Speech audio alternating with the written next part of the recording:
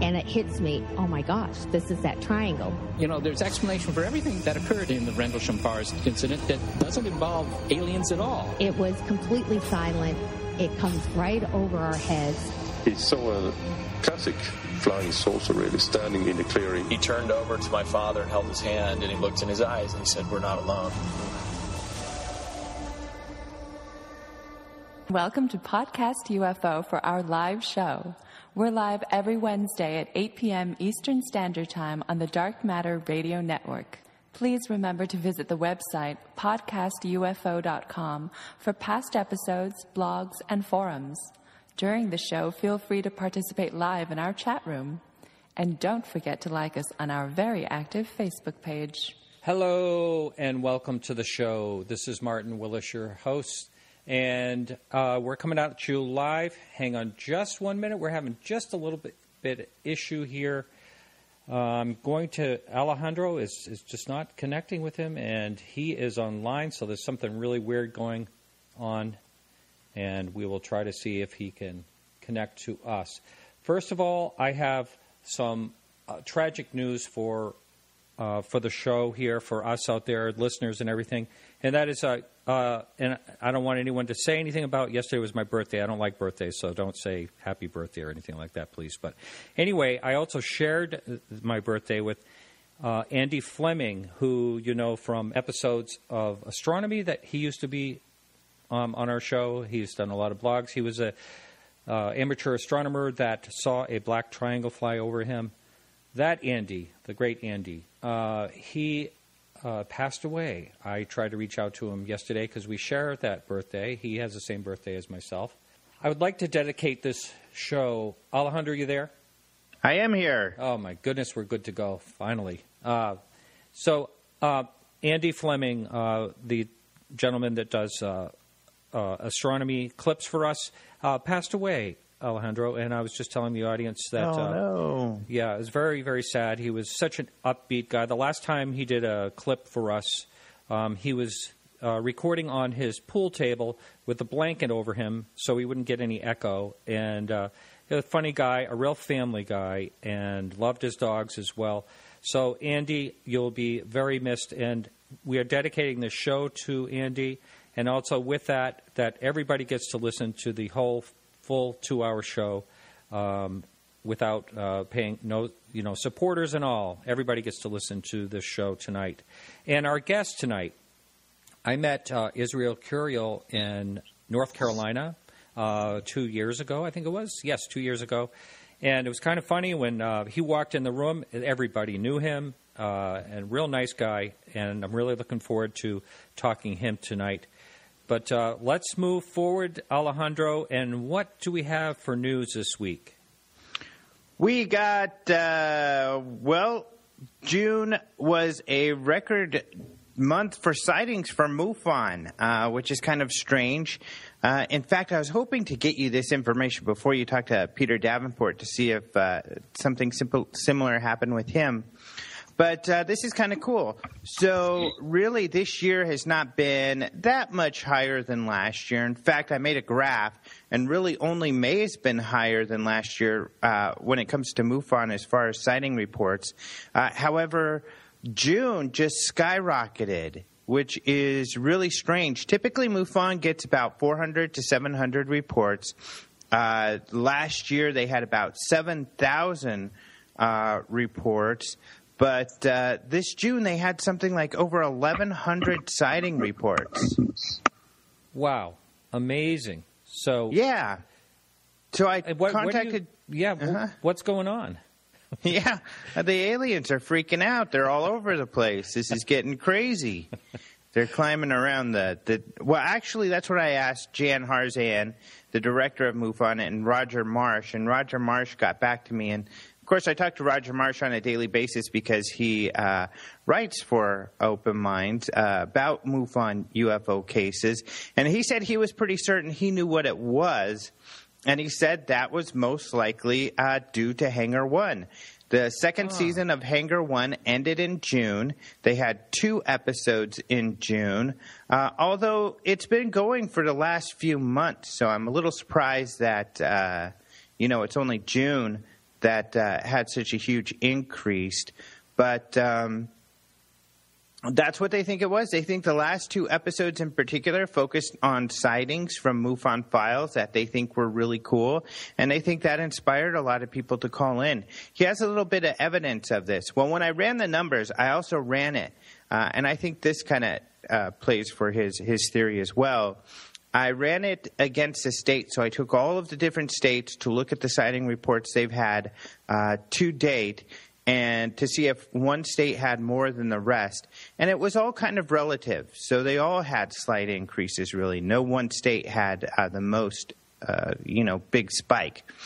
And also, he took a look at the files, and he found that the files were mostly anecdotal historical sightings, which makes sense. So a lot of people sitting around watching TV, and they see the show, and they're like, hey, I had a sighting a few years ago, a few months ago, or even a few weeks ago. I had to call MUFON and tell them about it. And so they went online and they reported them. So these are stories that go, all the way back to the 60s up to present day. So pretty interesting. Wow. Now, what Peter did mention last week was, and I was kind of shocked to hear this, and he thinks that it's 1 out of 20,000 sightings get reported. And, here's a guy that's been working with these numbers for 21 years, I think it is. So, he's really got a handle on what's going on. And now I'm not sure if that he meant by that what gets to the completion of a written report, because that was the issue. Many people would call in, but most people did not want to go through the effort of writing a report about it. And for many, he said it would take a whole show to tell all the excuses that he hears. Yeah, right. And I hear them a lot, too. What's funny is even when you go to MUFON meetings and someone said, I saw something. Well, did you go to the site and report it? Nah. And you hear that a lot. So 1 out of 20,000, I think that's kind of a shot in the dark, but I think that it is a large number, so it may be very near what he's saying. But I think he's right in that a very small fraction of reports are listed, because really, who knows that you can report them? That's or right. Who you would report them to? A lot of people will call the local news station, and the local station may take a note of it and may do something with it, may not. Luckily, some news stations are familiar with their local MUFONs and will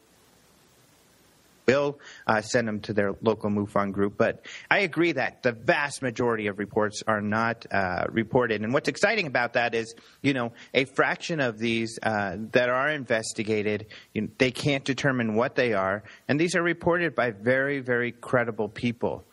So I think it is really mysterious. What's kind of cool, too, is my story really got picked up by UK newspapers. I haven't seen one U.S. newspaper that's written about it, actually, but several of the big UK newspapers out there picked up the story. Yeah, just because I got a little discombobulated in the beginning of this show, I just want to say that this show is live, 100% live, and if you'd like to jump in the chat room now, if you're listening live, go to podcastufo.com. It's right on the homepage, real easy sign-in. And so what else is going on this week? Oh, well, some of these stories, actually. I was in Roswell, so I was pretty busy for the last few days. I just got back Monday night, so I've been swamped, of course, but I was gone Friday through Monday.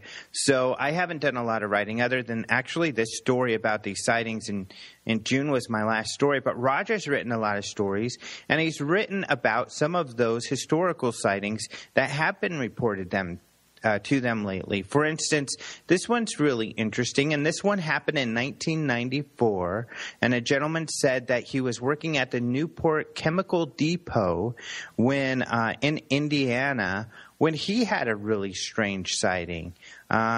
He said he noticed a dim light in the distance. It seemed to be above the ground level and about tree line.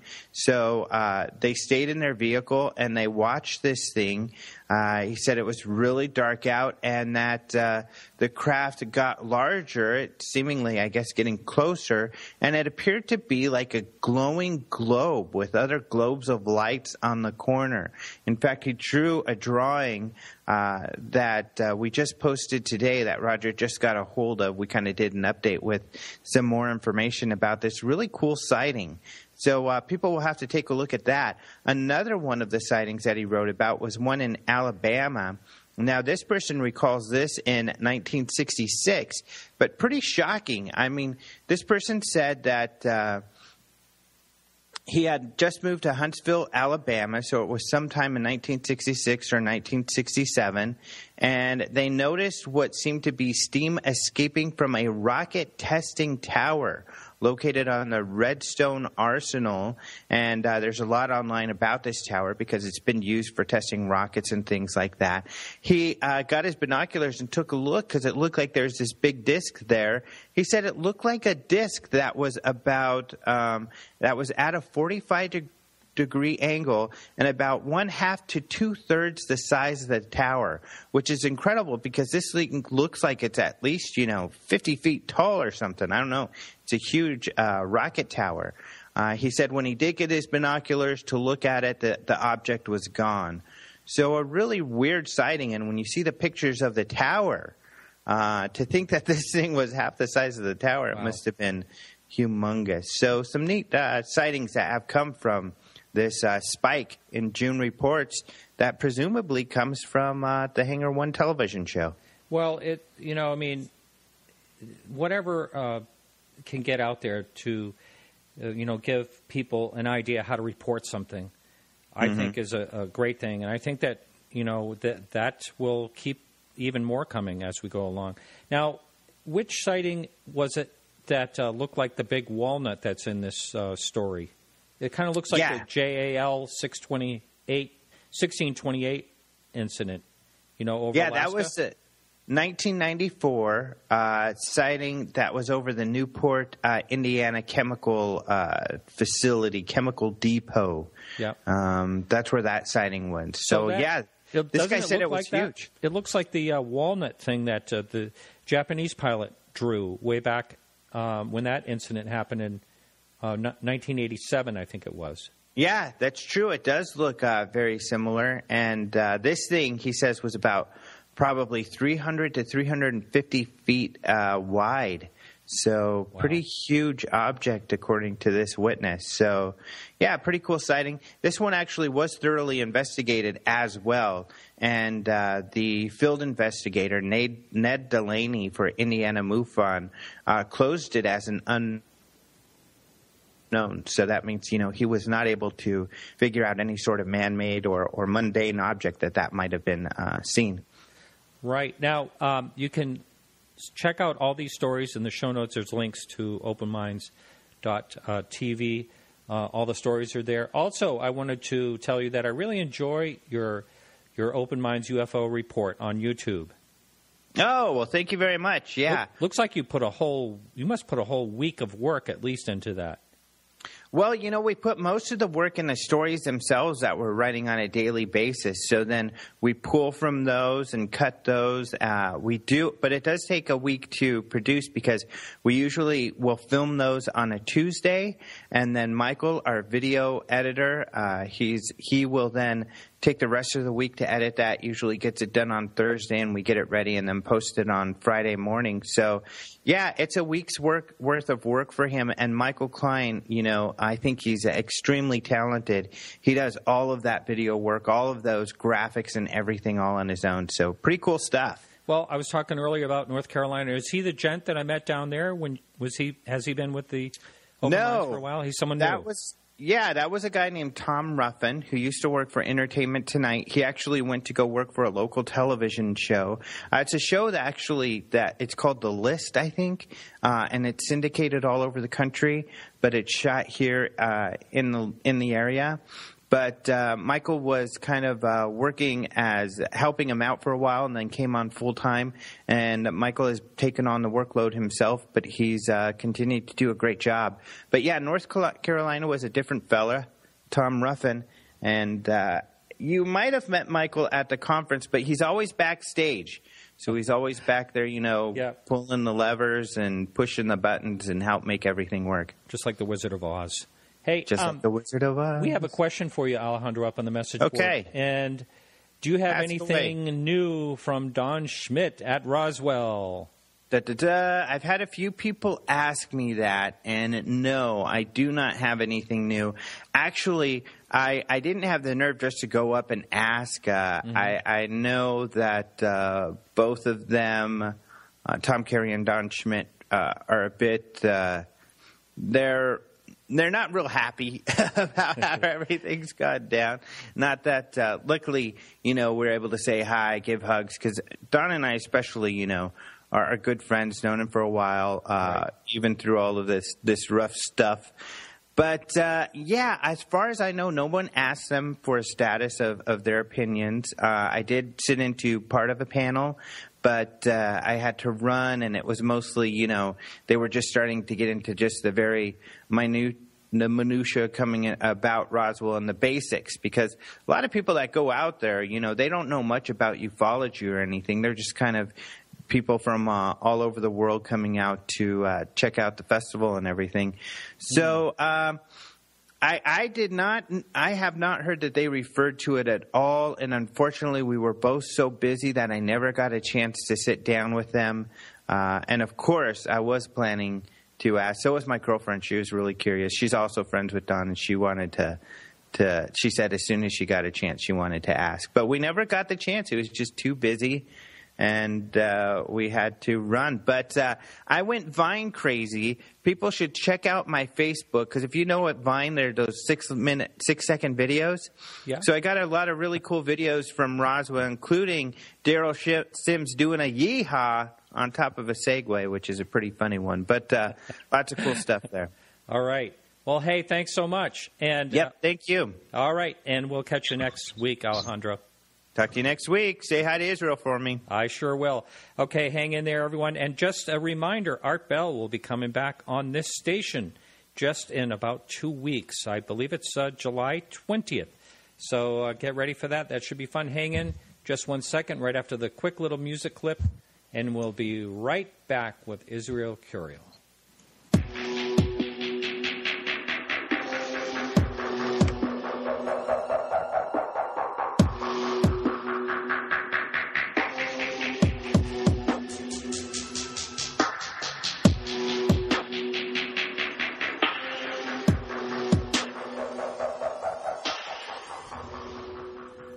Israel Curiel, how are you? Good. How are you, Martin? Great to have you back on. I had forgotten that you were actually on the show for like 5 minutes way back 2 years ago. Just a little brief hello, and I was interviewing a bunch of people, and all of a sudden something dawned on me the other day, and I took a look and I go, my God, he's been on. You've also listened to a lot of the shows, and I really appreciate your doing that. Yeah, I truly value what you're doing. I just think that we need to reach more of the general populace, and the more avenues they have for learning about ufology, the further we can get in just bringing this to the general general populace understanding. Sure, it kind of goes along with what Alejandro was just talking about with. Hangar One, you hear a little, mixed reviews about the show, but still, when it creates, awareness for people that otherwise may not think twice about it, or, a good point he said is a lot of people, including myself years ago, had no clue about how to report something. So it's all good. No, absolutely. Even today, I want to go into the conversation a little bit more, but because of Hangar One, we are getting historical cases, and typically North Carolina gets about 16 to 17 cases a month. In June, we had 30, and this month we are already at least one case a day, so well ahead of our average. And I believe a lot of it had to do with the Hangar One show. Wow. Well, you mentioned earlier that you got the word out that you're going to be on the show tonight, and it looks like we have a lot of listeners on the radio network listening. So good job, thanks. Yeah. Is there a way that you see that? How many? Yeah, people? The producer just shot it over to me. But I also want to say that if someone is listening live, you are welcome to jump in the chat room, and you're welcome to jump in the chat room at podcastufo.com and ask Israel a question. Also, we're going to take calls, and write this number down if you would, if you'd like to call in and ask a question. Also, if you wanted to say something about Andy, you're welcome to, Andy Fleming. You're welcome to do that as well. And that number is 603-967-4030. That's 603-967-4030. You're welcome to call in hour one, hour two, doesn't matter. And so, first of all, before we get into your whole background and everything, why, when you walked into the room down in North Carolina, did everyone get so excited and run up to you? Well, I don't know about everybody got excited, but because I have been a MUFON investigator and the public relations director for MUFON pretty much from the start of my involvement with MUFON, and I became an investigator in May of 2011 along with Lakita. At the time, we had gone through a little bit of let's say, organization changes in North Carolina, and Stephen White had come over from Tennessee to help us restart our chapter here. So I've got a background in technology, and Stephen had asked me to try to set up a website and try to give people a way to connect to MUFON. And since then, we try to hold a meeting every 2 months to at least every 3 or 4 months in North Carolina. At this point, I keep track of all our stuff on our website, and we've had over 20 events throughout different cities in North Carolina, and we typically get an attendance of 40 to 60 people.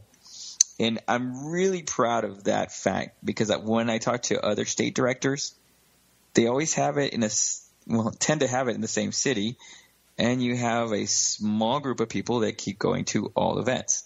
Mm-hmm. I'm not sure that that's really the best way to at least fulfill this position as a public relations director. I want to, and that's a funny thing. I mean, I've spent my life working around marketing and IT, and I'm using this website to the full potential. I've got a large email distribution list. And on top of using the technology, we're going to places where people can, come and see us and meet us and talk to us, and more importantly, share their stories.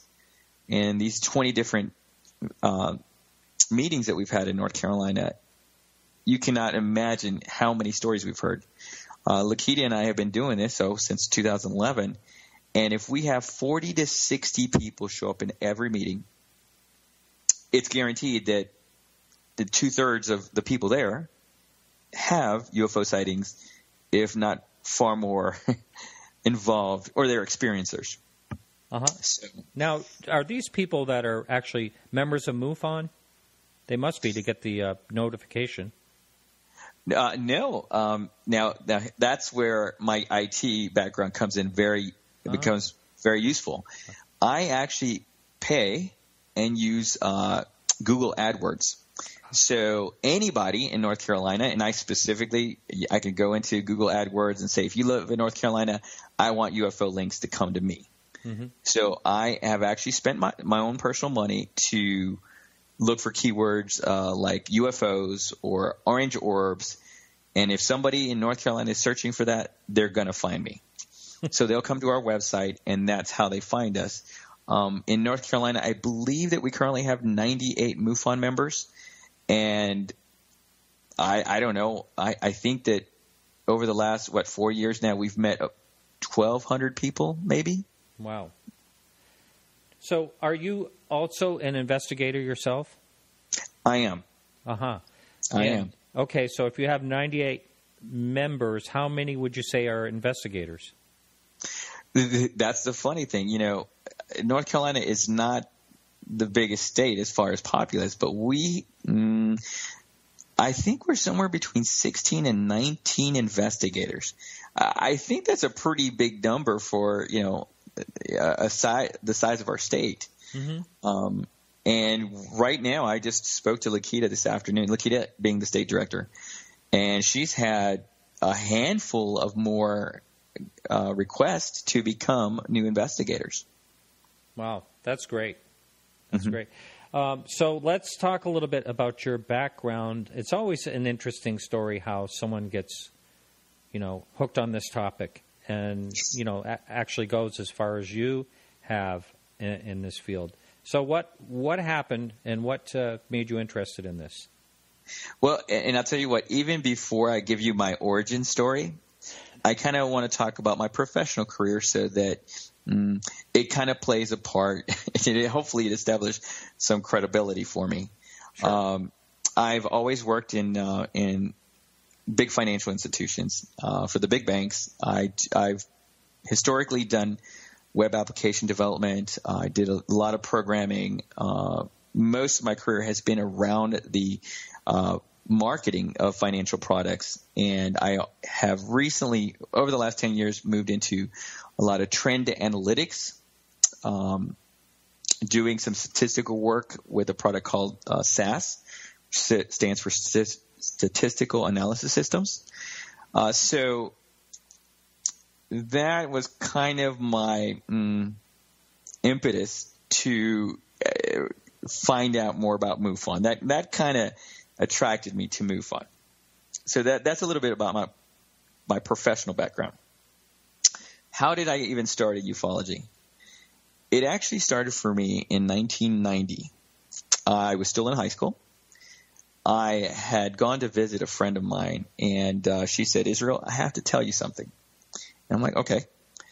She said that she had grown up on a farm in Kansas, and that when she was about 10 years old, her and her mother had been walking through a field, and while they were out in the field, they were chased by UFOs.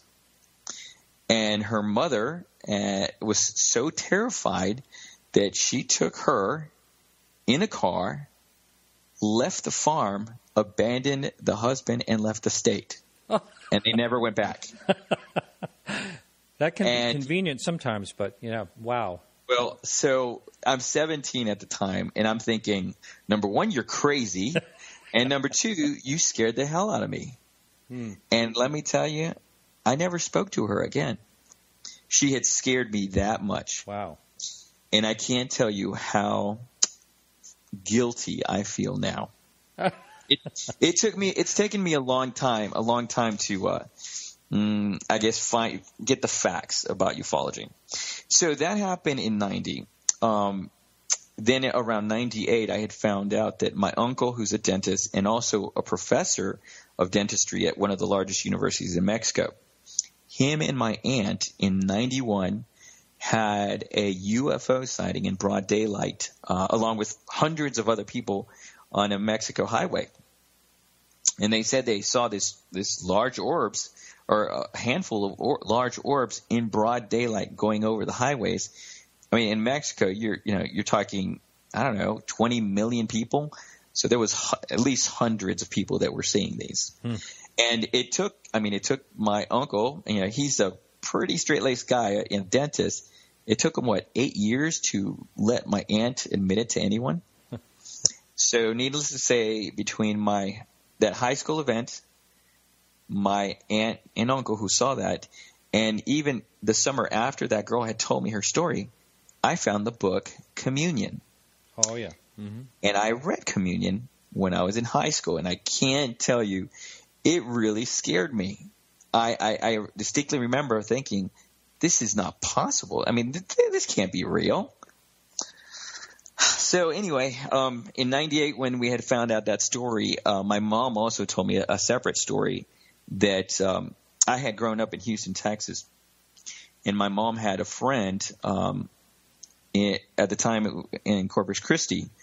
She had come to Houston, and she had gone and see the movie Close Encounters of the Third Kind. She came over, and her and my mom were close friends, and she was bawling, and she was in hysterics.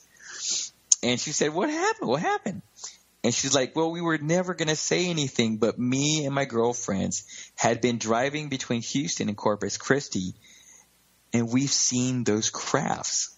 We saw the crafts from the movie over the highway, and we never told anybody.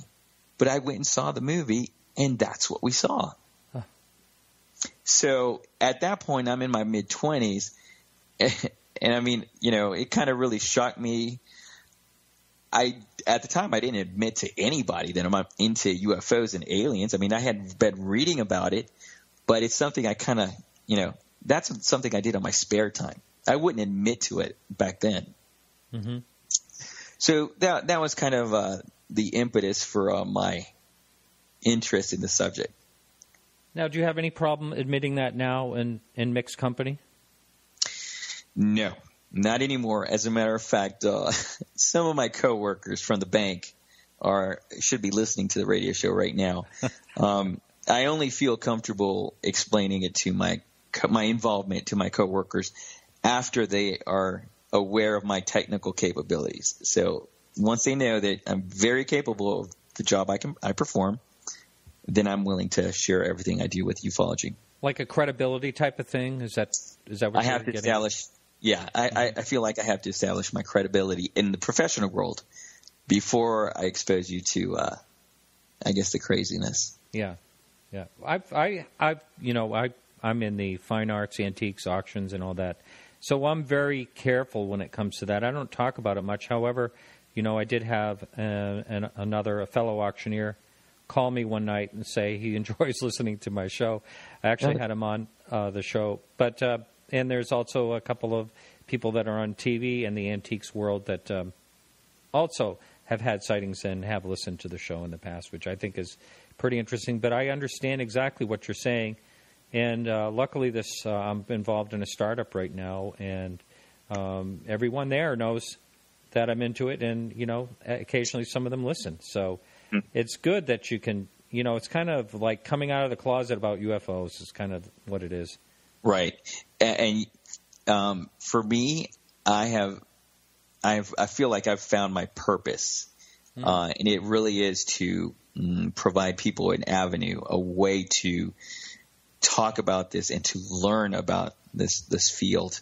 Like you and Alejandro were just talking about, the cases that we receive are only the tip of the iceberg. Point in case, one of my starting questions at every meeting that we go to, I say, first of all, who here has had a UFO sighting? And almost every meeting, I would say three-fourths to 90% of the room will raise their hand. But then when I say, okay, out of these people who've had these sightings, who's actually reported it? Maybe one or two hands go up. Yes. Most people do not report their cases. Mm-hmm. And see, now I just went online and checked how many cases I have logged in MUFON, and I have officially investigated 57 cases. I can tell you, because of our local meetings, that we've heard of 12 to 1,500 additional sightings that are not in the MUFON database, and we're always asking people, please go to the MUFON site, log your sightings, because that information is very valuable. I mean, I've made my living around data. I know the importance of data and doing trend analytics. I want to see every report of these UFO sightings. I mean, that's really valuable information. And we're kind of missing the boat when these people are not going to the website and logging their sightings. You know, I was just going to get into how can it be possible to make it any easier for someone? But, you know, I never reported my sighting. When I started the show, you know, I realized that, you know, there are places to report. But before that, I had no idea. But I have heard, now you can correct me if I'm wrong, but that you can report a sighting that happened even years ago. Is that so? Absolutely. Yeah, no, like Alejandro was saying, the reports that we're currently getting are historical cases The one I currently got assigned over the last couple days was of a man and his wife who saw a UFO very, very close to him. I mean, they were less than 100 feet from him. It looked like it landed, and it happened in the early 90s. I think that the show Hangar One has, I don't want to say emboldened them, but I think people are starting to feel more comfortable sharing their stories, their experiences, as they see, the subject of UFOs on, in the media, in news reports, in these TV shows that is extremely popular. And, I mean, it's in all aspects of our life. I can't tell you how many times we'll see aliens in commercials or kids' toys or Mars Needs Moms. I mean, it's everywhere. And I think that as time progresses, more people are feeling more comfortable talking about it. I have spoken to pilots that have UFO sightings, and they say, look, we don't talk about it, but when me and my buddies are drinking, or when pilots are among friends, they'll share their stories. Even within volunteer organizations, I hear from one of the most interesting stories I heard was from a private jet pilot. Private jets fly apparently at a much higher altitude, and he says he's out there and he is. Let's see, if commercial jets fly at 35,000 feet, private jets fly at 45,000 feet, and he often will see the lights above them, and he says that generally there shouldn't be anyone above them other than military crafts, and it doesn't look like they're military crafts because they're moving in irregular patterns. So, I mean, they see them all the time. Wow. Well, we have a question up on the message board, and that is, who is your favorite researcher and why? Wow, my favorite researcher. That's yourself. No. It's funny because I kind of feel bad because I don't have the time to dedicate to this. I don't have enough time to dedicate to this subject. This is so important. Honestly, I would have to say John Ventura. John Ventura? Mm-hmm. Yes, I think Pennsylvania. Pennsylvania, yes.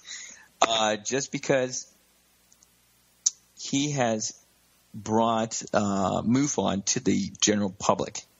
He has just exposed more people to the subject and made MUFON not necessarily a household name because most people don't really know about MUFON yet. But he is starting to – he got the ball rolling. And that's why he's one of my preferred investigators. It's going to take more people reaching out to those outside of our field. Right. I think I said that question wrong. I'm going to the person corrected me. But before I go back to that, can you walk us – this is another question up there. Can you walk us through a typical investigation from the initial report to the end finding? Sure. So typically a report comes in through MUFON. Our state director receives all the reports, and she assigns it to now one of our 15 or 16 case investigators. So I typically try to reach out to the witness within the first 72 hours. I frequently just try to send them an email the same day and try to call them within the next 2 days. And then from there, I talk to them and try to get as many details as possible.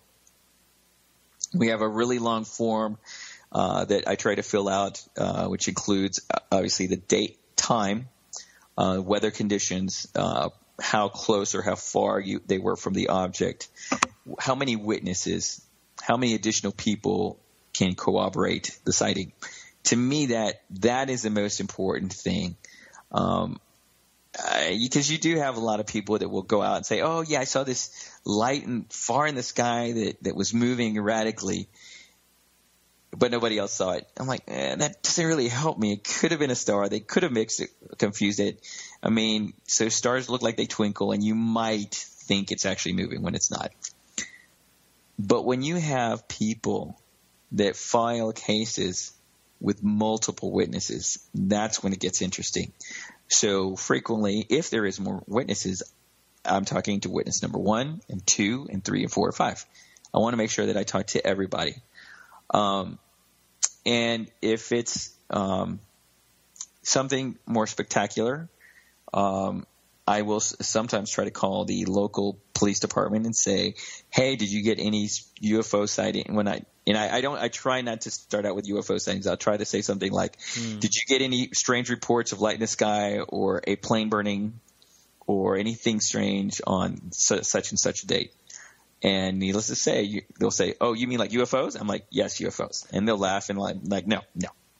So that doesn't work too often. But the more details I get from the witnesses, if I can corroborate it somehow, I look up I go to Weather Underground to check out what the weather was like, what the wind direction was like, and catalog, write that all down into the case in our case management system. But then there are some cases where we have experiencers. And then that's a whole nother ball of wax. Obviously abductions is a big part of the ufology field, and it's obviously controversial. Mm-hmm. I have to step back for a second, and I got to tell you, when I became a member or an investigator in 2011, I got into ufology because I'm thinking, there's got to be a logical explanation. There's no way that this is really happening. That I had read that there was tens of thousands of people having UFO sightings annually. I'm like, that's just a huge number. And I'd also done plenty of reading when there was hundreds of people claiming abductions. I'm like, no, there's no way. Before I became an investigator, I said, I want to meet at least 5 people who've had UFO sightings and at least 1 abductee. You've heard the expression before, be careful what you ask for, you just might get it. Needless to say now, I've easily heard 1,200 to 1,500 UFO sightings. And at this point, I've got to be somewhere between 60 and 100 abductee, heard from 60 to 100 abductee cases. Wow. Well, you mentioned earlier about, you feel like sometimes you can't give it the time. And I really enjoy doing this show, and it does take, there's a lot of work involved in it.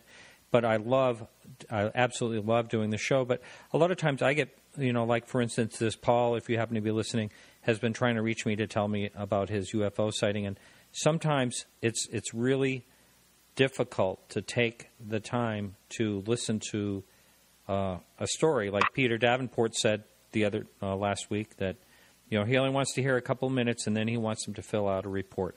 So I know I'm getting a little off topic here, but when someone contacts me, I would probably be better off trying to steer them into making a report.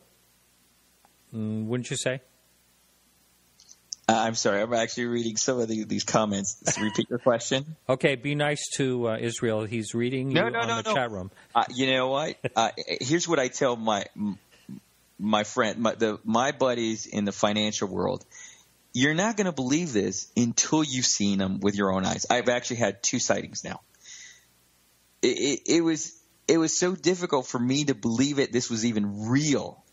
That's why I got into MUFON. I wanted to know that this was real. And when I came on and Stephen White was giving me these cases, and I'm starting to hear, he had told me about his personal sightings, and then I'm getting all these cases of people having close UFO sightings. It really upset me. It scared me. And one night I remember calling Steve. I said, Steve, is this real? I mean, this is really happening because we're getting so many cases. I'm like, I thought that there was people were just confused about what they're seeing, but this is really happening. Someone had asked, have I actually investigated cases? Yes, I've actually investigated. I'm sorry. I have documented 57 cases in MUFON. I have heard 1,200 to 1,500 cases, of which I'm asking our attendees at these meetings, go and log your case at MUFON. Do they? No. Do any of them? Very few. Mm-hmm. So let's say, so here, last month in June, we got 30. At the next meeting we'll do it on August 12th, I assure you there'll be another 60 people there, and another 40 people will say they had a UFO sighting, and maybe one has actually reported it. So again, there are so many people having UFO sightings, they're not reporting it. Number one, I'm thinking more because they don't want the ridicule factor. They don't want to be bothered. They don't want to be judged. Right. Mm-hmm. Okay. I totally get that. Get that. So you can actually see that you're actually on the message board, so you can see the questions. If you'd like to answer them directly, that's fine, or I can throw them at you. Well, I can't talk and read at the same time. So okay. The question up there is, of the abduction cases, are you convinced that they are truly abductees? Yes. And let me tell you why. So now that I've been doing this for over 4 years, cooperation is a very, very important piece of, I think, the cases that we investigate. Obviously, some of these cases are really far out there. The most credible cases that I find are when many, many people in a family are affected. I'll go ahead and share a little bit of one family that lives in the North Carolina mountains. The father had contacted me about 2 years ago, and he was desperate and scared for his teenage daughter. She had been at a friend's house, and being teenage girls, they stayed up all night, and she fell asleep around 5 o'clock in the morning, got up at 8 o'clock, came home, and then she discovered, as she's undressing, she is covered in bruises. I mean, bruises on her wrist, on her back, on her torso, on her legs, everywhere. And she was scared. She was terrified. And she told her dad, Dad, I have no idea where this came from. I don't know where this came from. And the dad had already known about past situations. The little girl, when she was at that point, I think she was 16 or 17. She had grown up always talking about the lights outside of her window. She was really scared to sleep in her room alone because she always saw the lights outside of her window. So he came with me with that starter case, or that instance. And as I talked to him more, I found out that he had had multiple sightings as a teenager when he was growing up. And this is a teacher of physics at a high school, and he remembers one situation when he was a teenager that he saw a UFO. He had been riding home on his bike, and he saw a UFO, and he watched it for a few minutes, and then he went on home. When he got home, his parents were furious at him, and they're like, "Why are you mad at me?" He says, "You've been gone for like 3 or 4 hours." He didn't realize that he had missing time. So as I stayed in touch with him, he later shared with me his neighbor, who'd lived maybe a couple hundred yards away, is a good old country man. He had set up a game camera to take pictures of deer in his field. Well, this very country man had went and got his game camera out, and at the time this was still, I think it was still film. He developed the film, and on the film he has what looks like a dark shadow of a being floating over the field. And he had given it to my witness, and he said, "Look, I don't know what it is, but I wanted you to have this because I know that strange things have happened to his household." And So he's passed me the photo. I've scanned it. And I sent him back the original. That was just another thing to add to the growing body of evidence. I asked him to find out from his family members if anyone else in his family had sightings. Sure enough, his brother has also had sightings. And one of the scariest things is just last Christmas, he had his brother, his sister-in-law, a couple teenage girls, and other family people in the house. And they had all gone to bed. It was around Christmas time. And around 3 o'clock in the morning, they all heard what sounded like a car hitting the side of the house on the second story.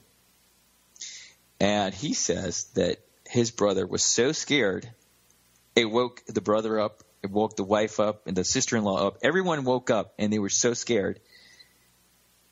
But they're like, okay, let's go back to sleep. It scared them, but for some strange reason, everyone went back to sleep.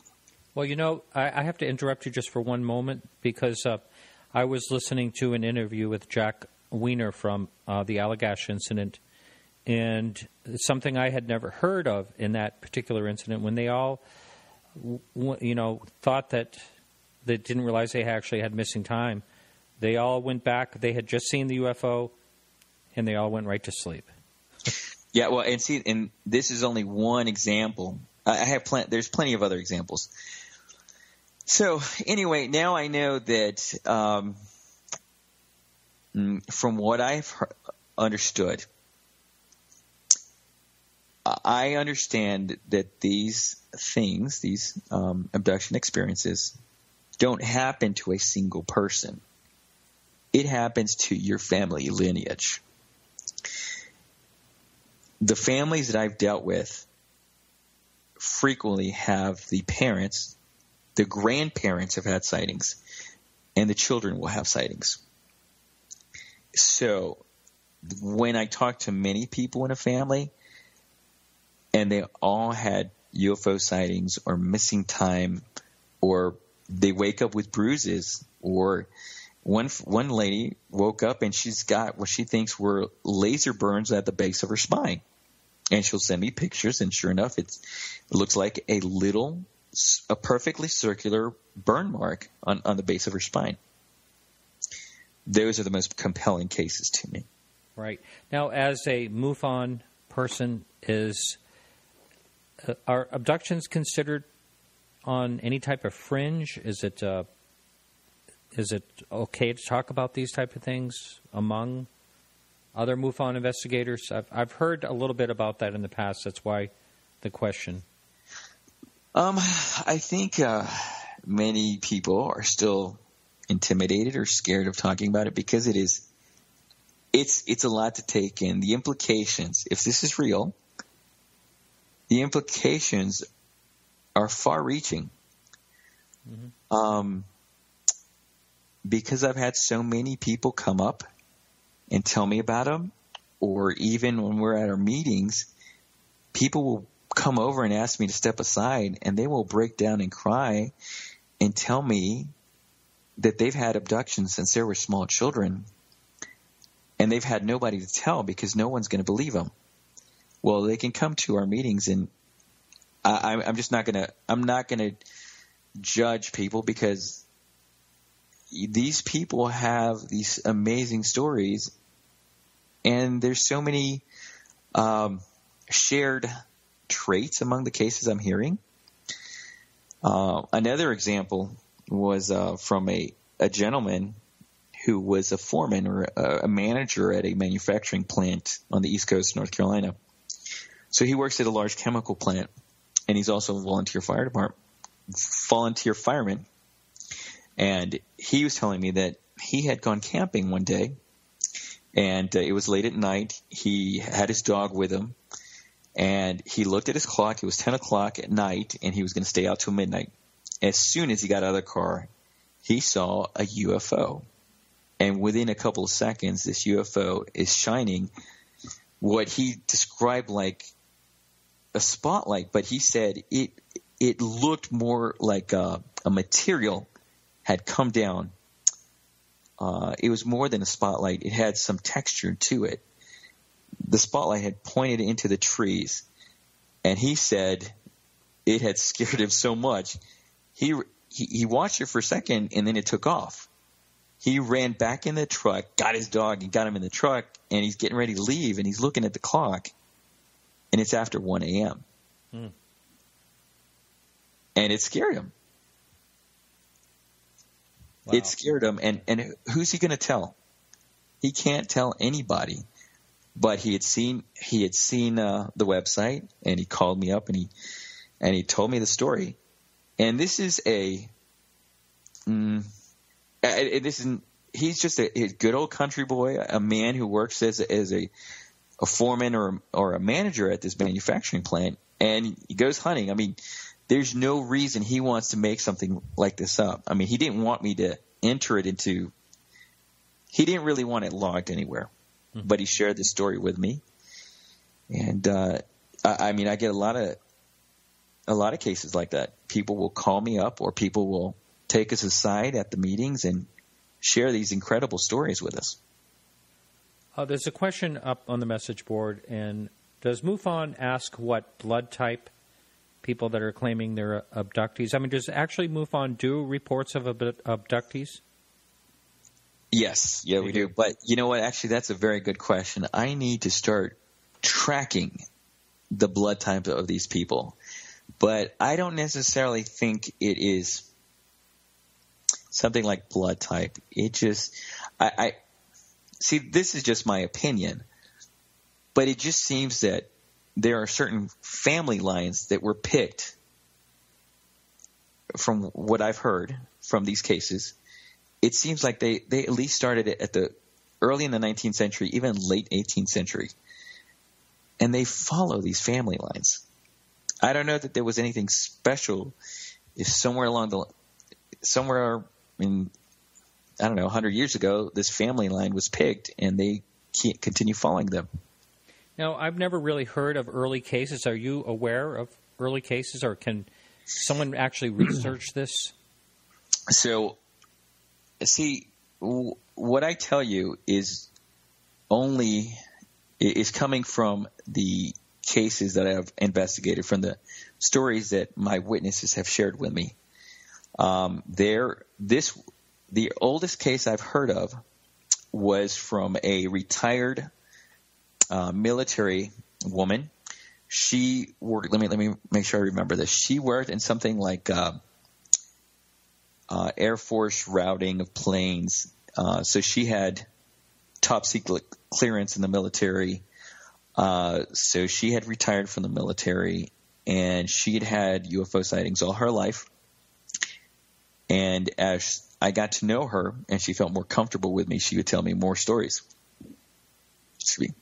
She told me that when her grandmother was a child, so maybe in the 1920s or 1918, I think she said, her grandmother, they had just started hearing about airplanes, and she thought they were airships. The grandmother remembers seeing a tube-like craft in the sky when she was a very young child, maybe 10 or 12. And yes, there was Zeppelins at the time, but I'm pretty sure she was from Kentucky.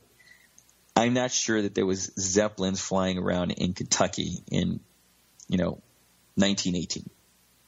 So her family had seen them across multiple generations. So you have a grandmother having UFO sightings. The mother, who was at that point, she's in her 60s, and her daughter had originally thought that her mother was crazy until she started having sightings. And sure enough, I'd called the daughter, and at first she was totally dismissive of this. And a couple weeks later, she actually had what she thought was her first sighting. She called me back after she saw one of the orange orbs. And I kept in touch with this family for a couple of years. And it later turned out that the son, a teenage boy of like 17, had also had UFO sightings along with his girlfriend. So that what I'm telling you about are all because of my witnesses' testimonies. Right. Well, Matt brought up earlier about the Rh negative, and that does seem to be a commonality with a number of people that have been guests on this show that question's been posed to. So that would be interesting if there was somehow some type of connection with that. Speaking of that, have you looked at the commonalities that these people talk about? Yes. So let me share with you some of the most common traits that I hear. I mean, obviously, a lot of them will describe the short grays, and it's really funny because I'll hear this from people that don't know anything about ufology. I mean, this oftentimes is like their first time they have even looked at the subject. They'll call us, and something scary has happened, and they wanted to reach out and try to get more information. So they'll describe these short gray people, autistic girls in one family. Talks about the doctors, the little white doctors come through the walls into her room. A businessman has told me that when he was a child, he was taken on the crafts.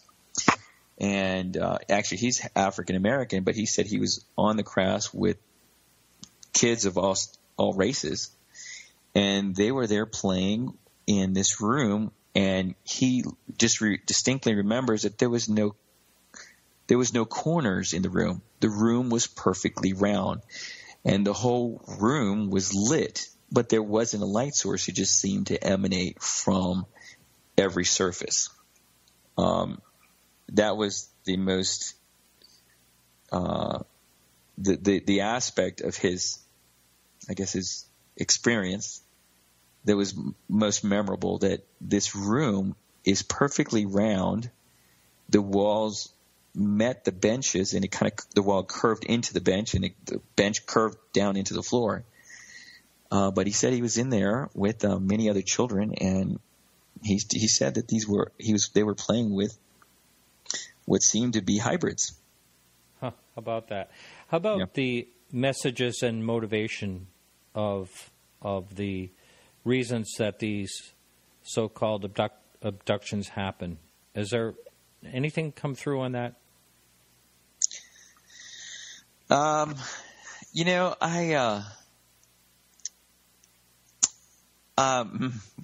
See, you're getting into even more. I mean, obviously, the whole thing of abductions is controversial. Yes. If you get into why they're here, I think that would even be more controversial. But sure, these people believe they're here. They're actually that there's many species. I mean, I talked to different families all over the state. I mean, we have families in the North Carolina mountains. We have families in the Raleigh, in the capital area. We have families along the East Coast. And they all have similar traits and experiences. And funny enough, though, they also describe different types of beings. So the short grays are the most commonly reported one, but there's also people that have the tall grays. One family from a town close by, it's called Winston-Salem.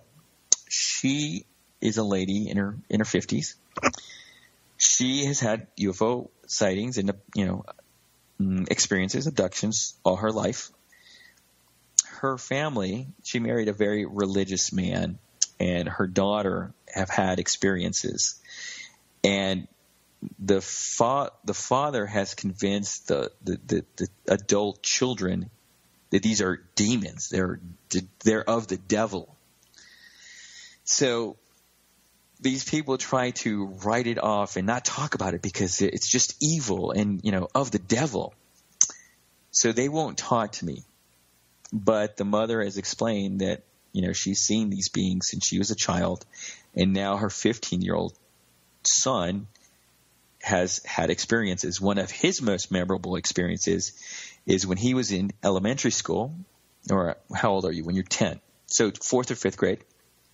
He was sitting in a classroom, and there was an empty seat between him and the window, and he looks beside him, and he sees what looks like a wavy shadow in the shape of a humanoid body sitting in the desk next to him. And at the time, he said, "Mommy, I saw this water person in the chair next to me." And, we talked through this a lot, and it's kind of like from the movie Predator. The alien has this camouflaging. I think DARPA has experimented with metamaterials, the warping of light around an object. Right. So it looks wavy. You can see there's something there, but you can't quite make it out. You can only make out the edges because it seems like light is morphing around this shape. Well, this little boy at the time, he said, "I saw one of the water people at the school. It was sitting next to him." So anyway, I get a lot of stories like that. Right. Wow. One of the things I always think of is if this is really happening to someone, I can't imagine how someone could have a normal life. Do people just pick up the pieces and try to push it away? Or, how could someone have a normal life if that's really happening? So I feel that one of the best things that we can do for our witnesses is to help integrate this experience into their lives. I have had situations where a grown man is having really scary abduction things happening, and he's got a small child, and his girlfriend has also seen these beings, and they're terrified. They literally stop sleeping because they know when they're asleep, that's when they come. And it's ruined their lives. They went overboard. They were just really got scary. I'm sure that they're headed for a mental breakdown. Then you have people that try to ignore it and say, "I know it's just a dream." And they'll say that. "I know it's just a dream. It's just a dream." They want to write it off. When people come to our meetings, I think they'll feel more comfortable sharing their stories when they hear their neighbors, people who live around them, sharing their own UFO sightings. And, we'll set up these meetings, so we'll go from 1 p.m. till 5 p.m. And at 5 p.m., nobody wants to go home. Everybody wants to sit around and talk more. And after a couple hours of hearing, other people's stories, then we go to dinner. We go to dinner and we'll have a couple drinks, and then people will just kind of open up and share everything. At our last meeting, a woman who's been coming to a few of our meetings, she had been living in Alaska for a while, and she had said that she was living at this apartment complex where, there's a couple hundred people living in apartments, and she and others had seen a craft land between these two apartment buildings. Well, I said, "Look, you need to write down as many details as you can and draw some pictures." I told her that like 6 months ago when I had seen her the first time. And then at this last meeting, she actually had her boyfriend, who is an artist, draw several pictures of the beings that they'd seen, along with this, her building and the shape of the craft that was between the building. So, wow, she went all out. And she's like, "There's more. I have to add to this." And I said, "Look, you need to do more drawings if you can." And at this point, I think she's decided to write a small book about her experience. So, yeah, it's amazing to me how many people are having these experiences. I just feel like most people are not ready to share their story. So we're reaching out to the public and giving them a venue to share these stories. I've had, it sounded like you had a little intrepidation at first, buying into this, as well as myself. And, when I started doing the show on UFOs, I thought, no, I'm never going to talk to anyone about being abducted. I'm just not going to do that. And then after a while, I talked to people like Travis Walton or someone like that, and I started to think, well, what else would they be doing here? It's kind of like us flying over Alaska and, shooting a polar bear with a tranquilizer gun and going down and, tagging it or whatever. What else could they be doing? Why would they just stop at a flyover? It's absolutely a possibility. Absolutely. So I didn't specifically answer your question. What my witnesses are telling me is that there's a variety of reasons. Some are here because they are integrating our species with theirs, partly because they need to introduce new DNA into their race because they've cloned their bodies for millions of years and they've reduced the quality of their bodies. So they need to introduce new DNA. Pardon me, before we move on from this, are these stories that you've heard more than one person say? And did they hear it actually from the beings? So, yes. So obviously that's, this is a little fringe, I guess, because unless you've been an investigator, you're not going to get these stories. Yeah.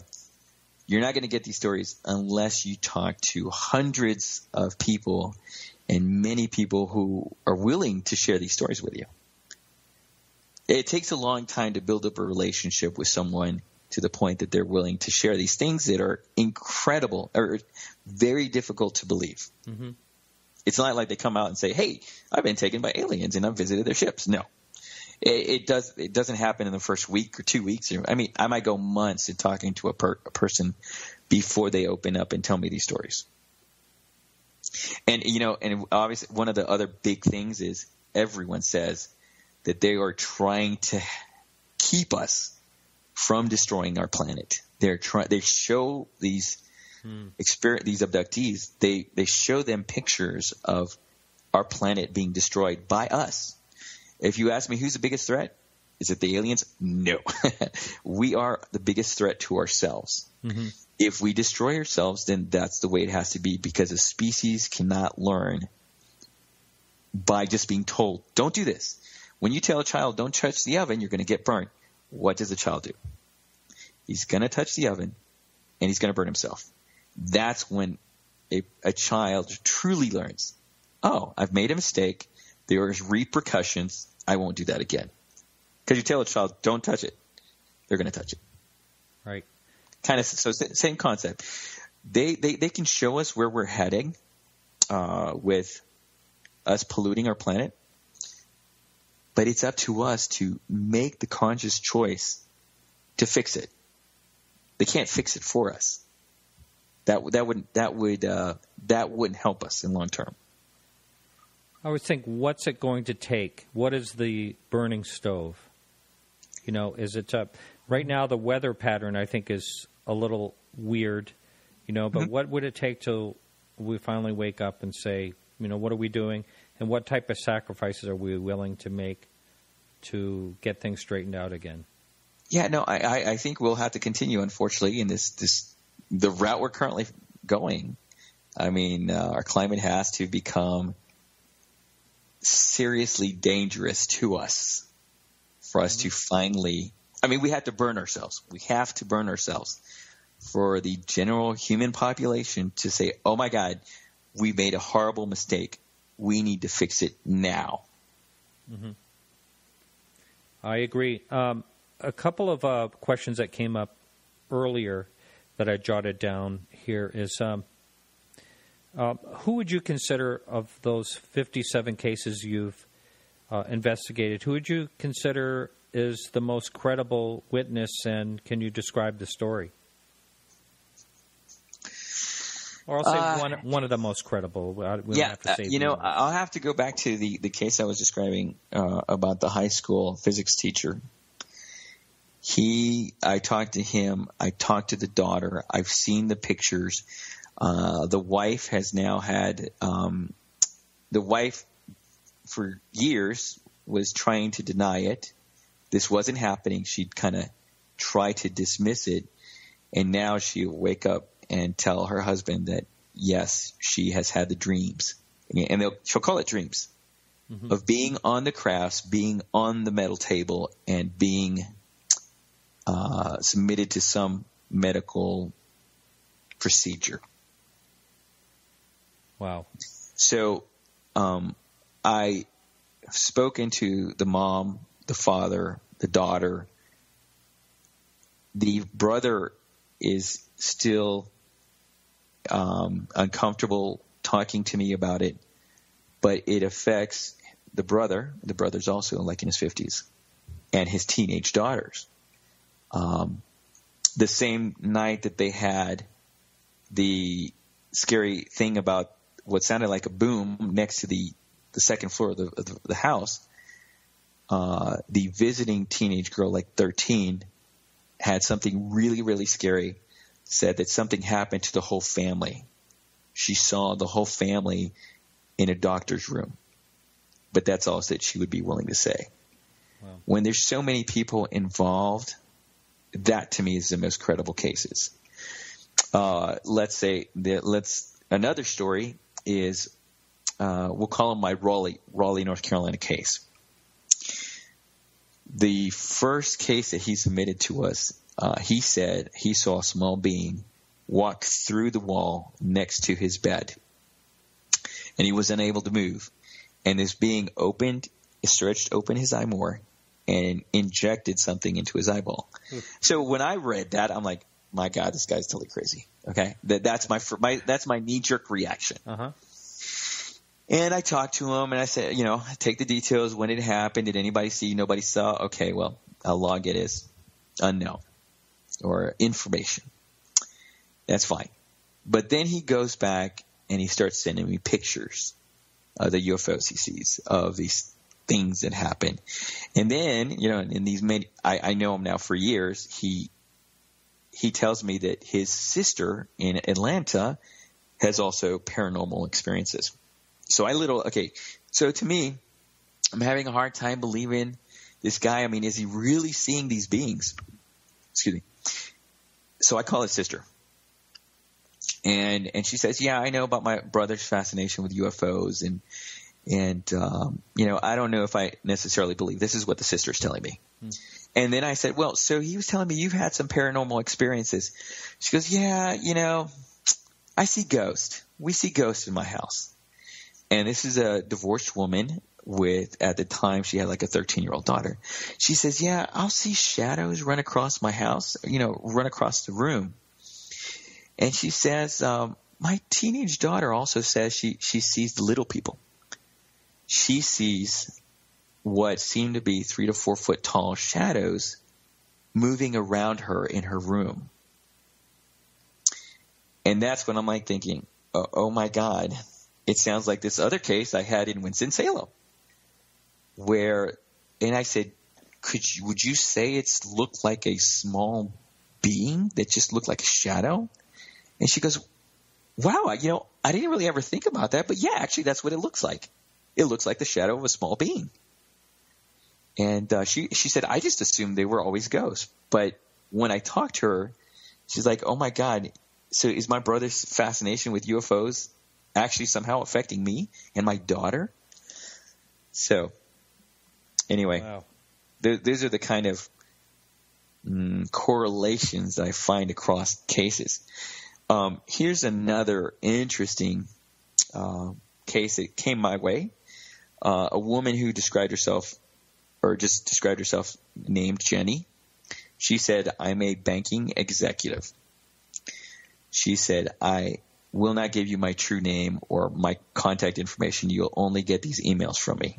She says, I've had abduction experiences since I was a child.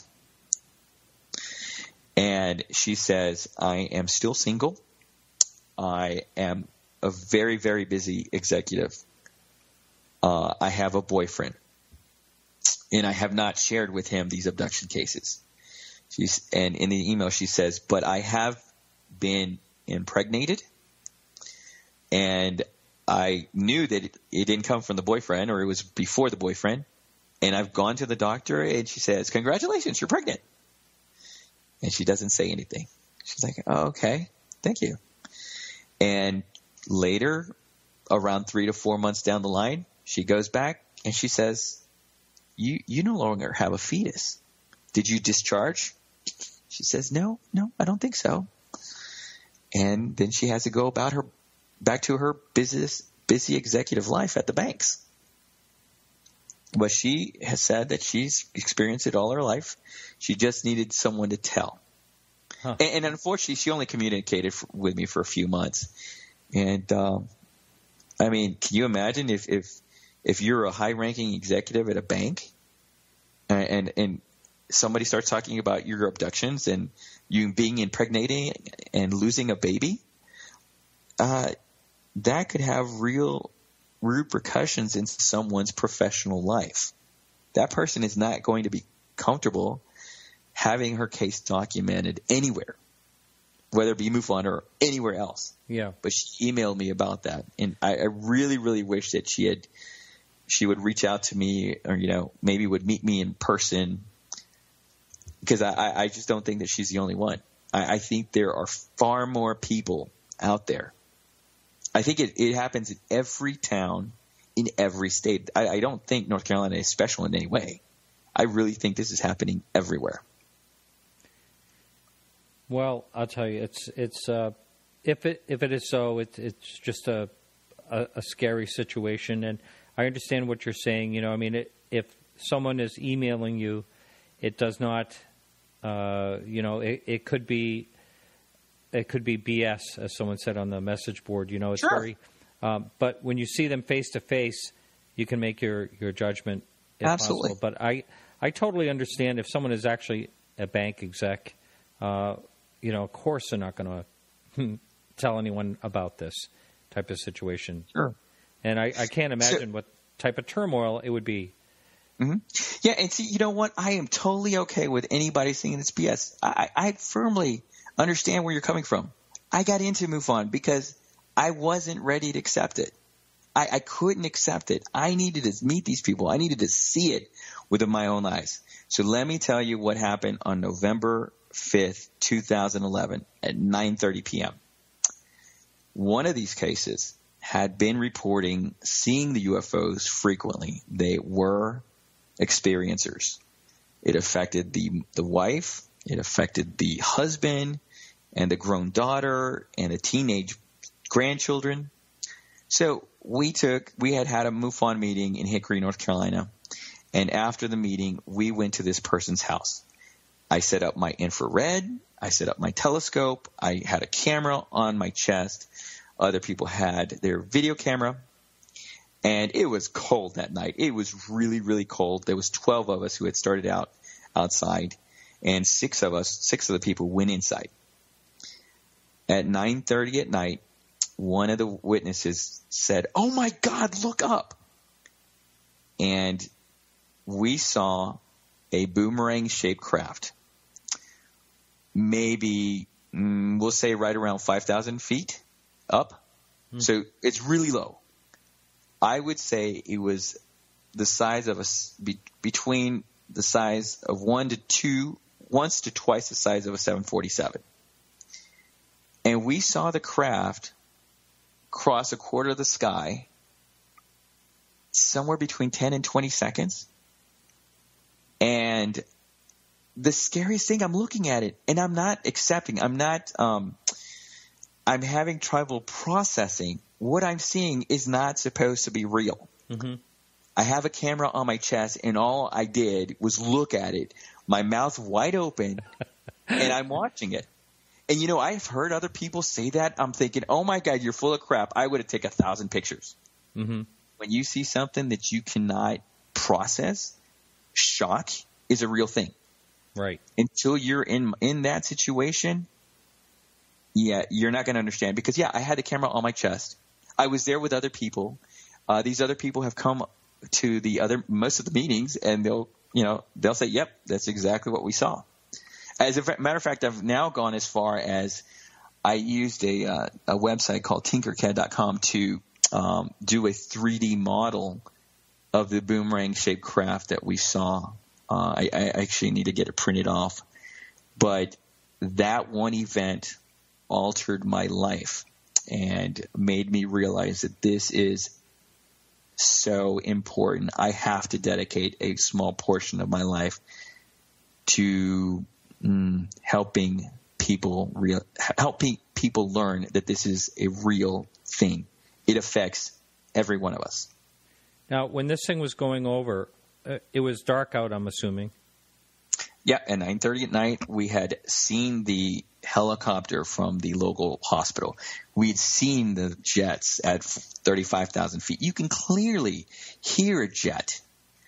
And what about sound on this one? Nothing. I'm looking at it. I'm staring at it. There's no sound. I'm waiting for sound to come at me. There's no sound. I'm in shock. I'm scared. I'm having difficulty processing what I'm seeing. And there was 6 of us, and we all had equipment there, and nobody got it. Nobody got it. We were all just in shock. Wow. And any lights on it? Yep. There was at the end of the boomerang, the lights at the end were orange, and at the front tip there was a larger red light. It's almost like they're large circular objects that were pointing straight down. Well, it's amazing that you picked that night. Or is this something was this similar to what they were seeing, the witnesses? They had seen a variety of shapes, the triangles, the disc. I think they even saw a pyramid at one point. I think it had to do. The only reason I saw it is because of the experiences there that were with me. It was not just a family who lived there. It was also another lady who lived in another town. Her cousin, her husband, her autistic child have had experiences, and I think it was because of them. That's why I was fortunate enough to see it. I don't know if you know this, but North Carolina, we have a city called Wilmington, where we have a lot of sightings. I was just going to ask you about hotspots. Yes, hotspots. Hotspots. Number one hotspot in North Carolina is Wilmington, North Carolina. It's right on the coast.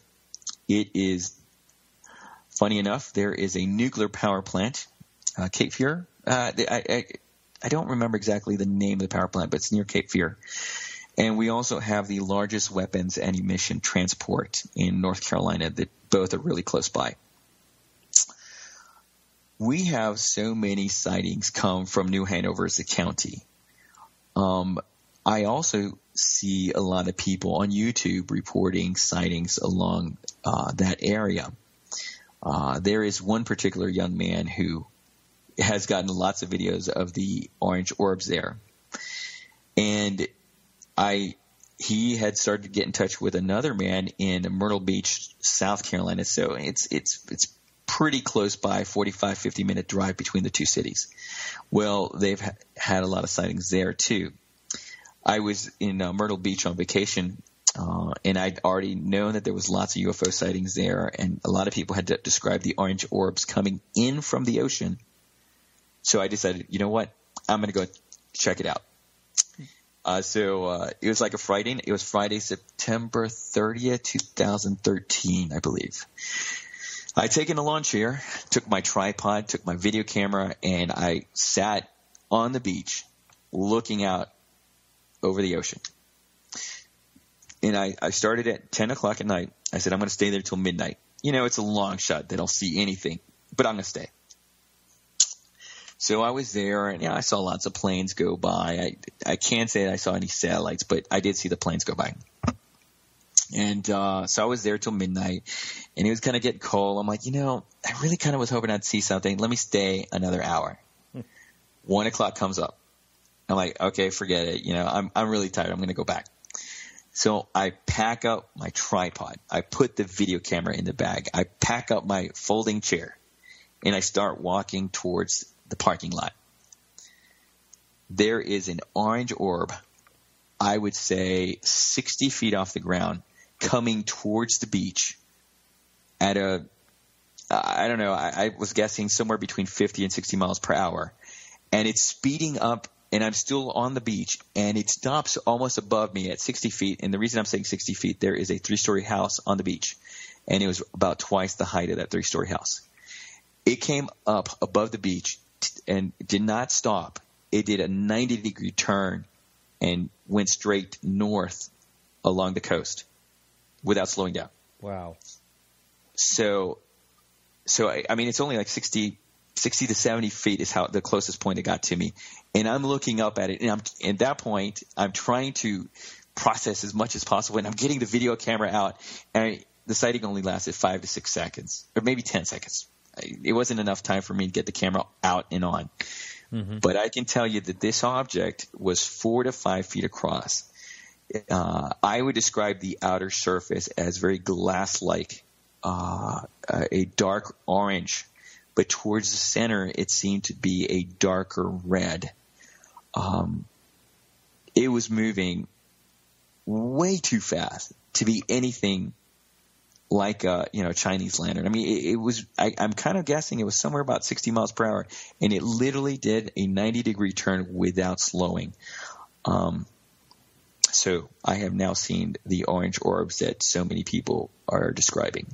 Yes, and when I first heard about the orange orbs, the first thing I thought was Chinese lanterns, But when you and other people have described, the moves and the different. I'm trying to think. He was on the show recently.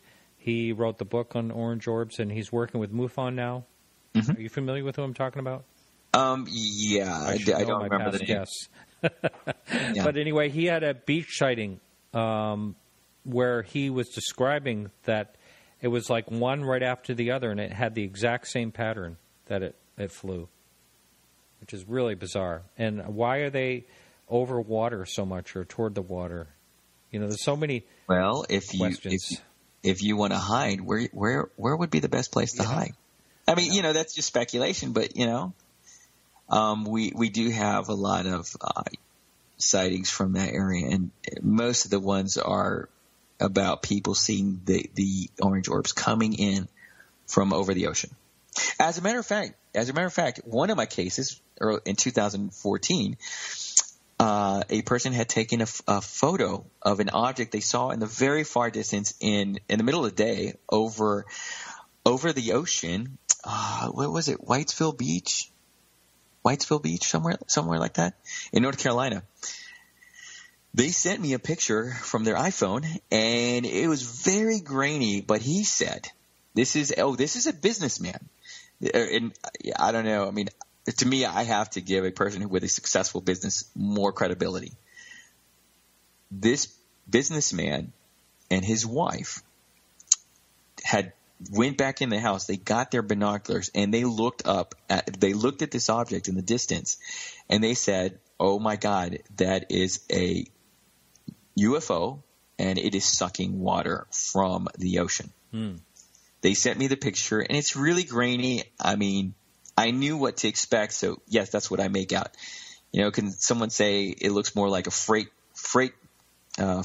Sure. Okay, that's fine. I mean, it's grainy. I mean, you can't zoom in. I tried to do some image manipulation, but I couldn't get any more detail out of it. This was a couple of years ago, so the image quality was still kind of poor. But this is what the businessman and his wife told me. They got binoculars, and they said it was a UFO craft, and it was bobbing, so it would tilt, and you could see the sun reflecting off its top surface, and here water was being sucked in through the bottom. Right. That's similar to another case. I forget exactly where, but it was actually in the middle of a lake and sucking water up into it. Yeah. Which, of course, they need to have water. So someone just made a comment about the truck driver. Let me tell you, the truck driver doesn't give a damn what anybody thinks about him. So the truck driver is going to be one of the first people to admit about the UFO sighting. The radio station owner that has reported to MUFON, you're never going to hear about his sighting because he has way too much to lose. his business is all around his credibility. Mm-hmm. His story will not be shared with anyone, but he shared it with MUFON, and we will keep their names anonymous. But we do get sightings from many bankers and business owners. I haven't talked to any doctors, but I'm pretty sure we get sightings from doctors. You have sightings from the full spectrum. And for the people that don't believe, I don't blame you at all.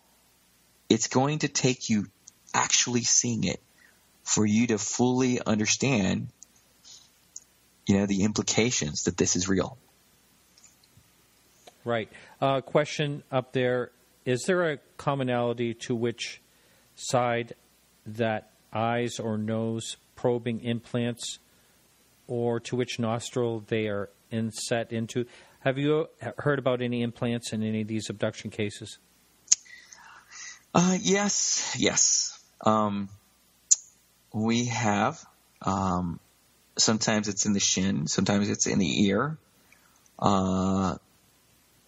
But it doesn't seem to be consistent. I have an EMF reader that I take to our meetings. I have not been successful in picking up anything with mine, but someone else who had a really high-end EMF reader did pick up electrical frequencies being given off by somebody's shin.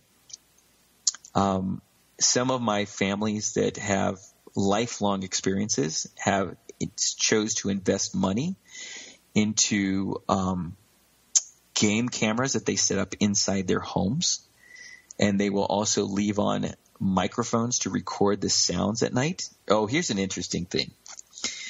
So I start to tell these people, my families with lifelong experiences, to start documenting and photographing every bruise, every cut that they get. One of my families, she went out and bought a small recorder, and in the middle of the night, she was woken up by some noise, and the recorder went off, and she's talking. She's like, I hear somebody moving. And sure enough, on the recorder, she's like, oh my God, somebody is running across my roof. And you can hear, it sounds like somebody is running. You can't exactly tell it's on the roof, but you can hear footsteps running. Well, in that same night's recording, she got what sounded like clicking sounds from two different people. And when she gave me that audio clip, I was like, wow, that's kind of weird and interesting. And, I didn't think much of it. And then that family was in Winston-Salem, North Carolina. Then my family from the mountains, a few months later, also got a microphone. And funny enough, they recorded what sounded like clickings, almost like somebody talking or somebody clicking to someone else.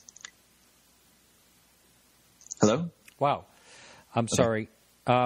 Like you, I just was distracted by the message board. All right. So they actually heard clicking noises, like they were communicating. It sounded like it was two distinct clicking sounds to each other. Yes, and it came from two families. At that point, I had not introduced the families, but after that, I'm like, look, you two guys need to start talking. Because you have similar situations going on, and you live half the state away from each other. Did they actually get in touch with each other? Oh, yeah, they did. Wow. Are people hesitant to do that? Sure. I mean, you think your life is crazy. You don't want to hear about somebody else's crazy life. But I bet it helps. It's like like a group therapy type of thing to talk about, the fears and absolutely anger and all whatever else goes along with it, which I imagine anger has to be a part of it, I would think. Absolutely. There's no so like I said, we're giving people a venue to share their stories. It helps them integrate this into their lives, and it's a comfort. It really is a comfort to these people. to know that they're not alone. They are not judged by everyone. There is a place where they can share their stories. Right. One of the things I wanted to ask you with this interview is, what do you think the drones and, again, Chinese lanterns, how do you think they're playing into the amount of sightings that are going on? Oh, sure. I mean, absolutely. They will be confused. I made sure I did my test. I bought my little Chinese lantern. I lit it with my family, and I recorded it, so I know exactly what it looks like on video camera.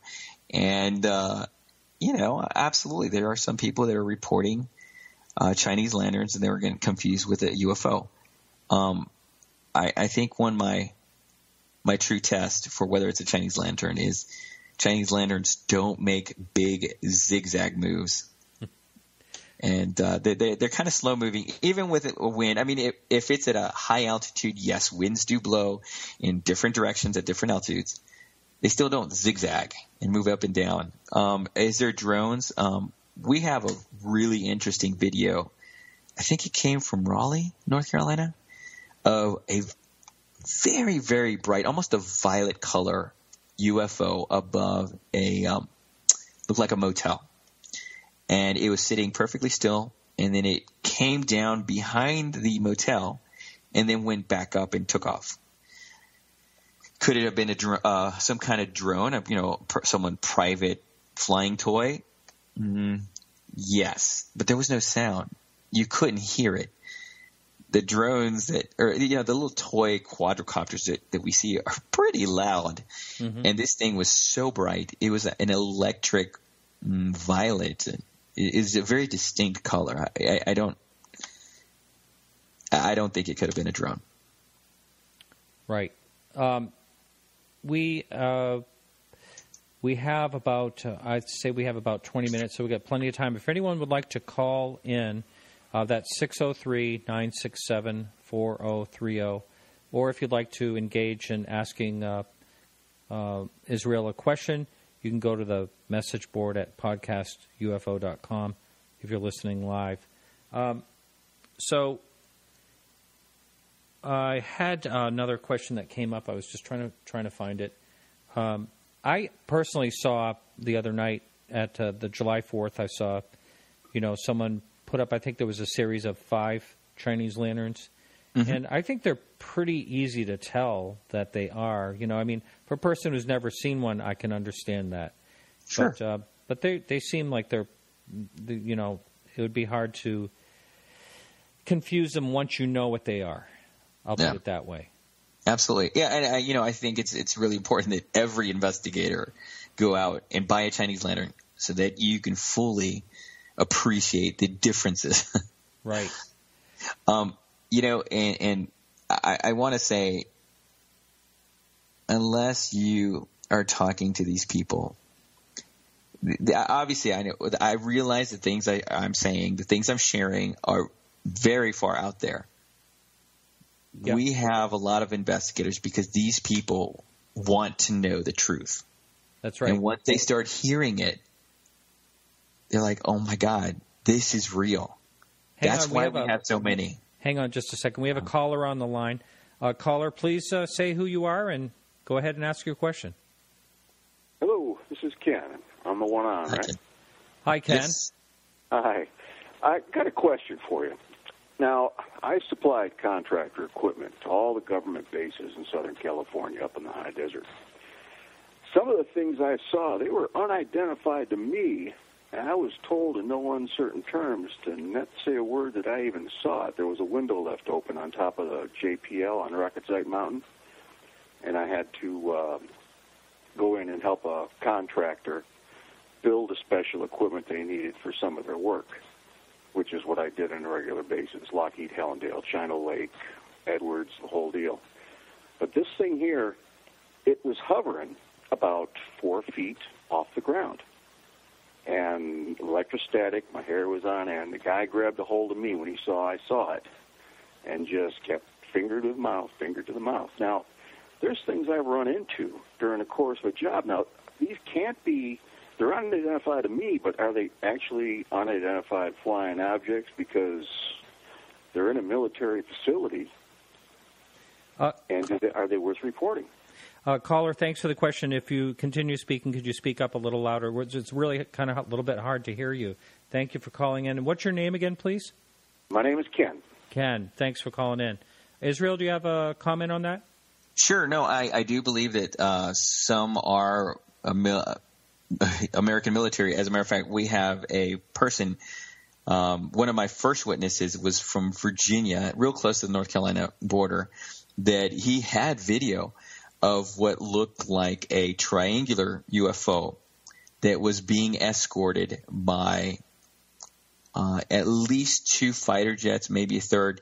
And in this video, he said it literally looked like one of the fighter jets was flying at the front point of the triangular UFO to try to hide it or disguise the shape of this object. The video, I mean, it's obviously really dark. It's really hard to see, but he said that these fighter jets were escorting this triangular UFO. So, yeah, I do believe some of it is American military equipment, but it is so far beyond our current understanding of technology that even that. This was back in 1989 when I saw this.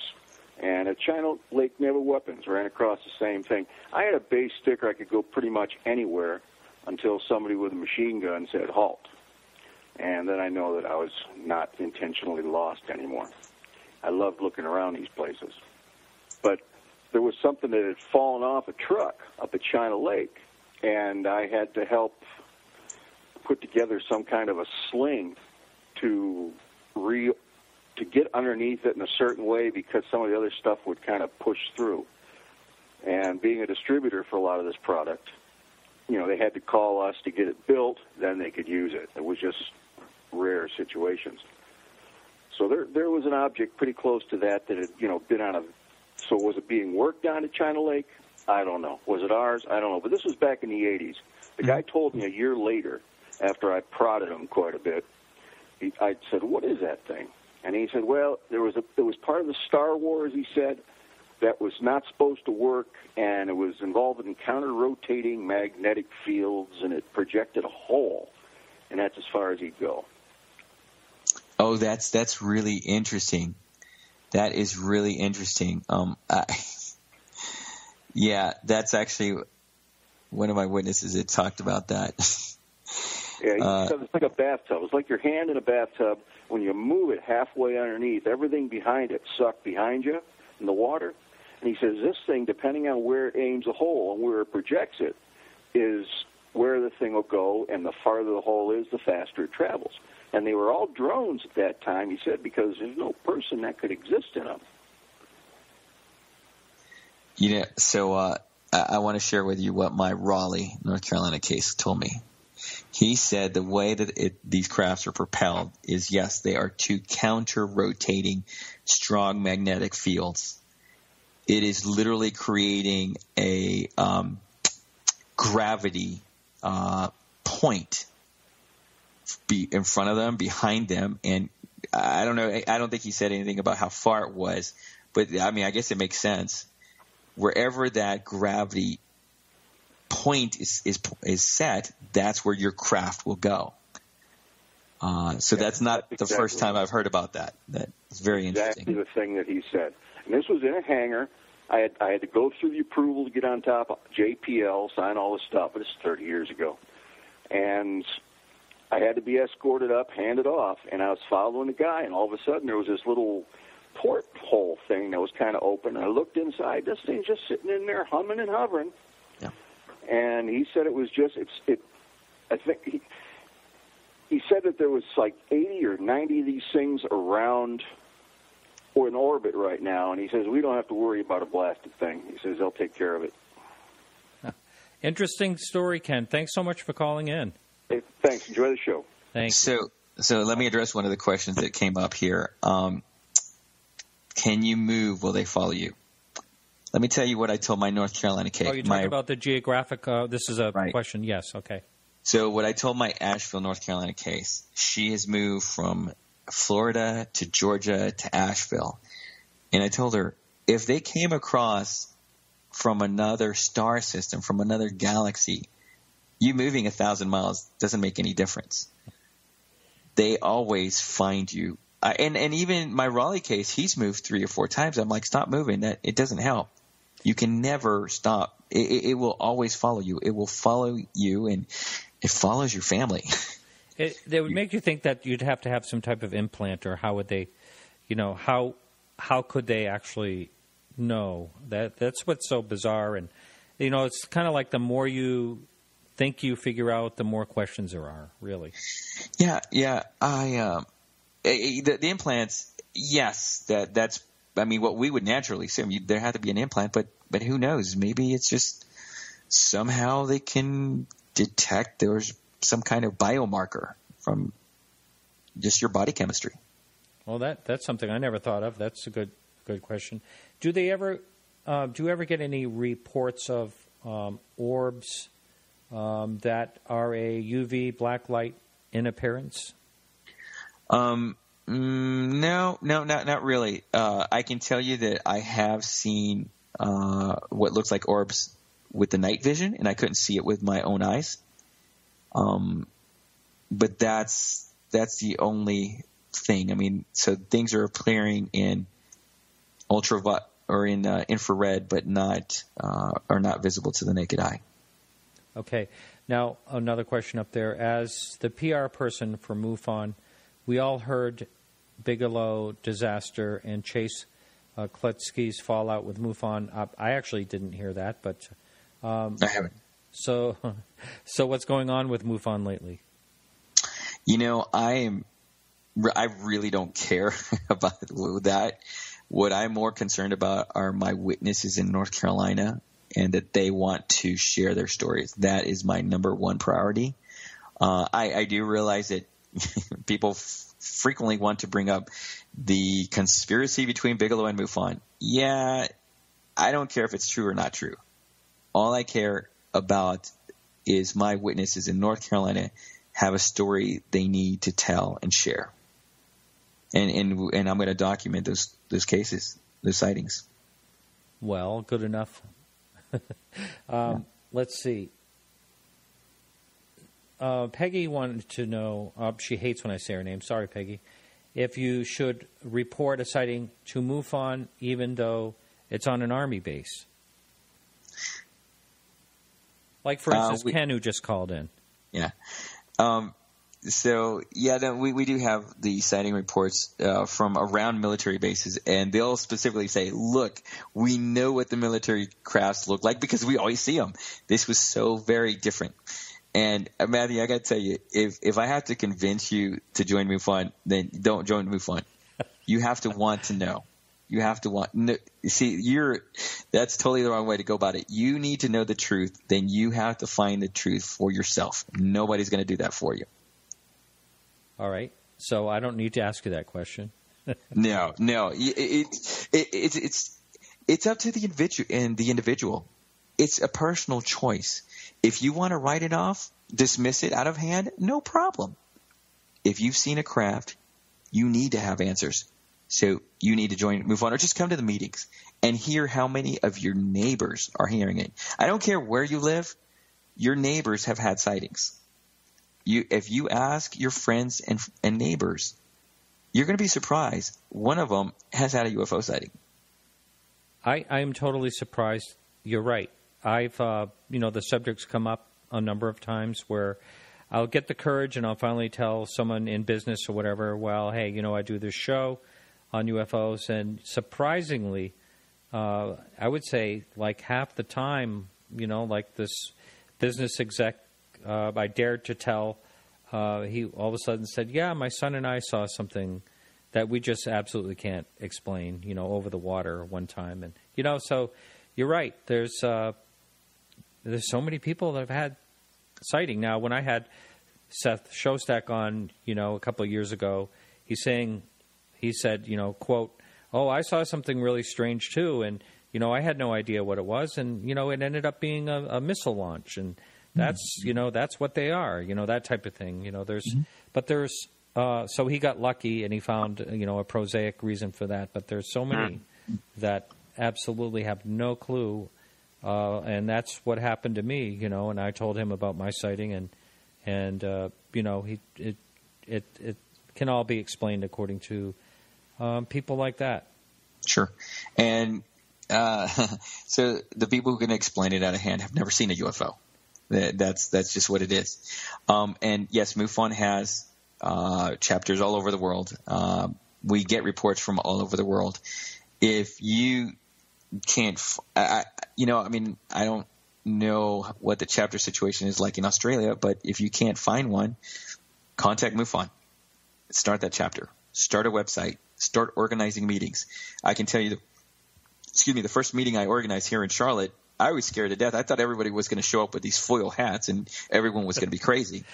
And funniest thing happened. It was actually some professional people that showed up. It was only like 10 people the first meeting, and then 15 showed up the next one, and then 40 showed up the third one, and it just goes from there. Every city that I go to, there are people who've had sightings and experiences. Wow. I'm convinced it's not just North Carolina. It has to happen everywhere. Well, Israel, I want to really thank you very much for being on the show tonight. It's been great. Thanks so much. Well, I appreciate you having me on.